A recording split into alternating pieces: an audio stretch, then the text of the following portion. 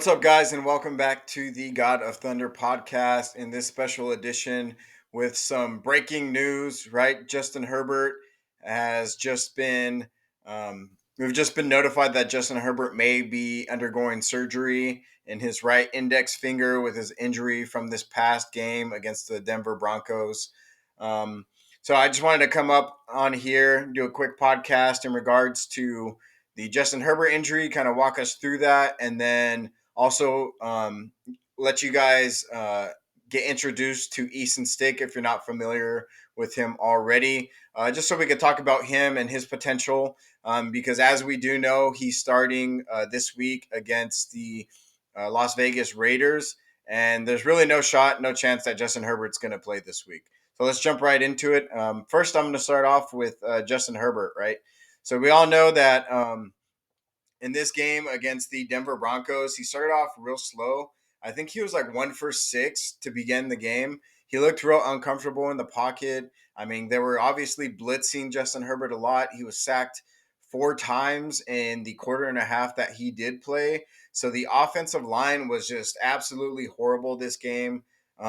Typically, I like to give the benefit of the doubt to the offensive line, but this game they played absolutely atrocious, and whatever the blocking scheme was up front, it was bad. I mean, Joshua Kelly, he wasn't able to pick up some of the blitzes that we seen, and then Trey Pipkins let a free runner run through and hit Justin Herbert. So overall performance while Justin Herbert was in this game was really, really bad by the offensive line. And then when Justin Herbert was able to extend some of the plays, the coverage on the defensive side of the ball for the Denver Broncos did pretty well. So it was really hard for Justin Herbert to find an open receiver. The beginning of the game, like I said, Justin Herbert started off slow. We got that big pick by Vato or by Michael Davis, and we were unable to capitalize on that turnover. And Everett, I mean, he did drop the ball. No matter like how you want to spin it, Justin Herbert delivered a ball in his hands. It touched both of his hands, dropped the ball. Keenan Allen also dropped another ball. I think in the first quarter, in order for us to like get a drive going, but it was dropped. I think it was third down. Hit him in the hands. Like Justin Herbert kind of overthrew that ball, but it still touched his hands. I think that's a catch that we all expect Keenan Allen to make. Um, so the offense, like I said, started real slow. We integrated Joshua Kelly, Isaiah Spiller, and Austin Eckler into the run game, and I think that was one of the bright spots in the first quarter and a half before Justin Herbert got injured. I think we've seen Isaiah Spiller play pretty well. He had some pretty decent runs, and then Austin Eckler picked his game up. He had a couple of decent runs as well. So that may be a bright spot moving forward. That the offensive line did well in the run blocking. However, like I said, really bad in the pass blocking.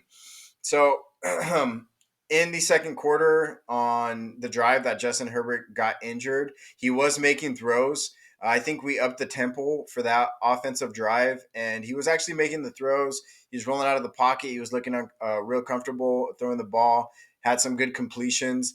But in the end, Justin Herbert was sacked by one of the Denver pass rushers and Allen. And as soon as he got hit, he stood up and he was looking down at his finger, which was really telling. I think we all expect Justin Herbert to play through injury. He's done that since he's been a Charger. Last year, we knew he played through a torn labrum in his non-throwing shoulder, and then those broken ribs from that injury against the Kansas City Chiefs. And this year, he's played through an injury on his left hand, his non-throwing hand, but it was a broken finger.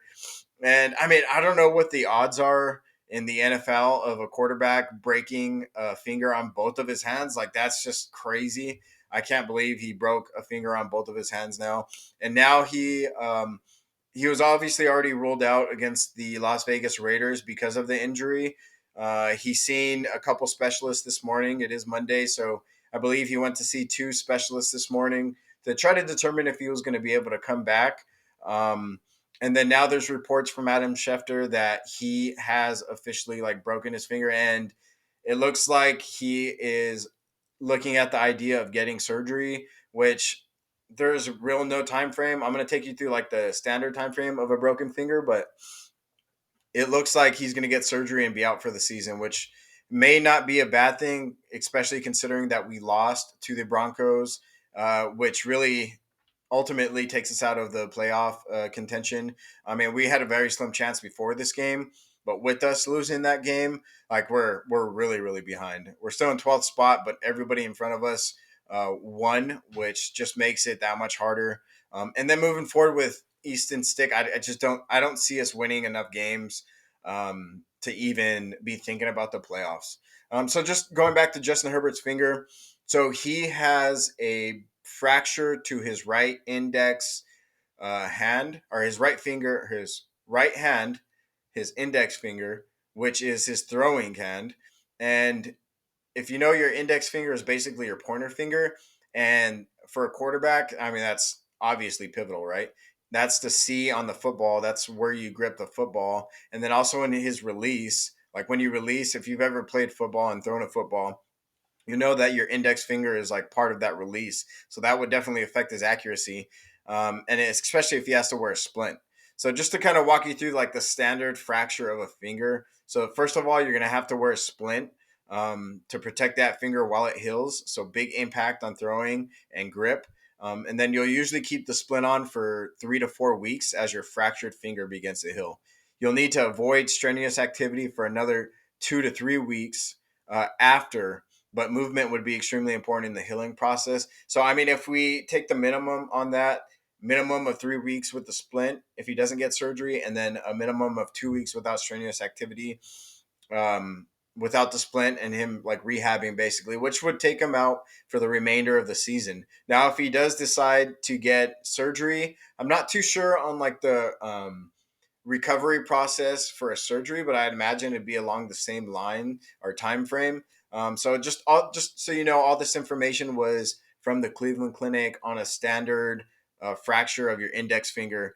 We don't know the grade. We don't know like the real significance of the injury, but it sounds like a fractured finger. You can't get more information on that. Moving on to Easton Stick. So Easton Stick came in as soon as Justin Herbert was injured. And just so if you guys aren't familiar with Easton Stick, he went to North Dakota State. He's one of the winningest quarterbacks in FCS history, Division One. He showed a 49-3 record as a starter in North Dakota State, and his final year, which was 2018, he had 28 touchdowns to 17 rushing touchdowns. And then he also had 7 interceptions. So he played pretty well his last year. And I think if you followed the team and seen Easton Stick play in the previous years, I mean, he's been with us for about 5 years. We drafted him in 2019. But if you've seen him play in the preseasons, he has that real versatility of being able to run the ball. And I think that's what we're probably going to utilize moving forward, is really his legs and his speed. This preseason, he played in 3 games against the Rams, New Orleans, and against the 49ers. Against the Rams, he threw for 109 yards and 1 touchdown, and then had 2 rushes for 12 yards. Against New Orleans, probably one of his best games, 233 yards, 2 interceptions, but he ran 7 times for 63 yards and 2 touchdowns. So I think that's kind of what we're going to aim to do offensively with him, and what Kellen Moore is going to kind of use his strengths, which is his run. And then against the final game against the 49ers, didn't play well, 9 for 11, 38 yards, 2 rushes for 7 yards. So it's not a good look. But finishing up against the Broncos, he had 13 passes for 24 yards, or excuse me, 13 of 24 passing, and then 179 yards.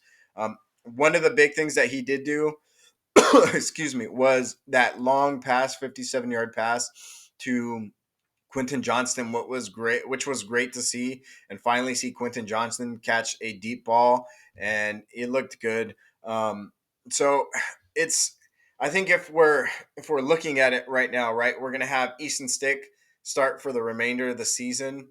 We're 5-8. We're 12th in the AFC, and I think it's safe to say that we could take the playoffs out of our mindset and out of consideration for sure.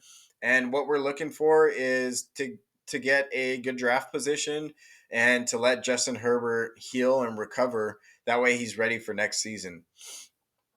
We're currently, I think, at the ninth or 10th spot right now as far as draft consideration goes. We're in front of 9 teams. A lot of those teams are 4-8, and then at the bottom or the top of the draft, you have the Carolina Panthers, who traded their pick to the Bears. So Bears are going to have the number one pick. You have the New England Patriots, and then you have, I believe it's the Arizona Cardinals. So I think the Cardinals are like around 3-9, or maybe 2-10.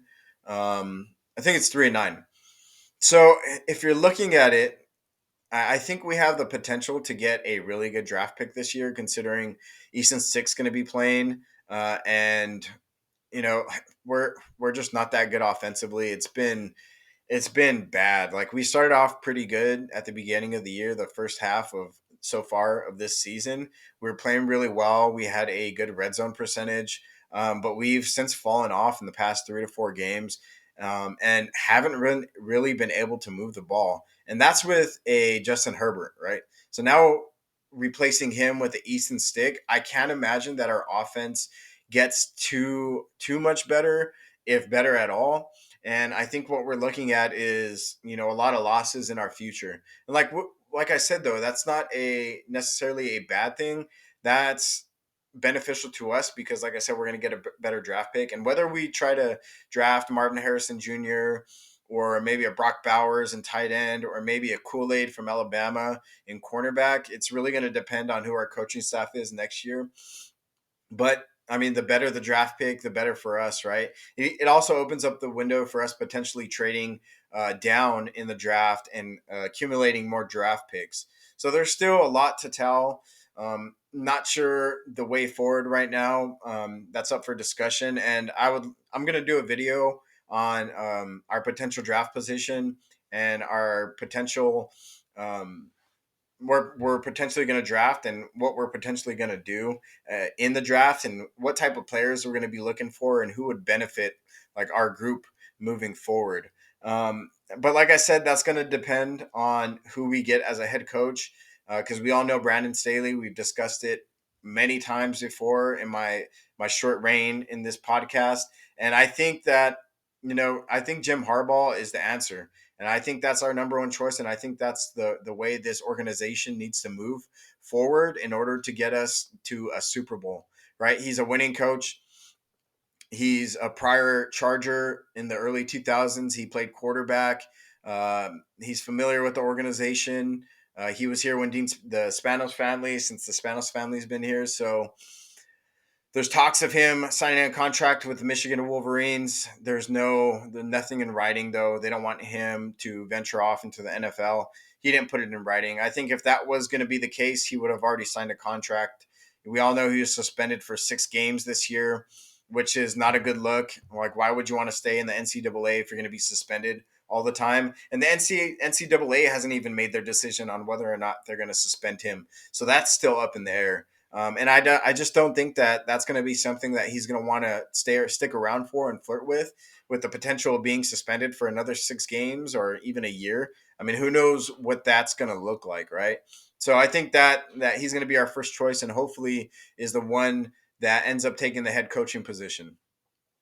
But like I said, this is just a quick video that I wanted to create, just for you guys to kind of go over Justin Herbert's injury to his hand, and to also introduce you to Easton Stick, and what we could potentially see this Thursday against the Las Vegas Raiders. I mean, it's going to be Easton Stick versus Aiden O'Connell, two backup quarterbacks.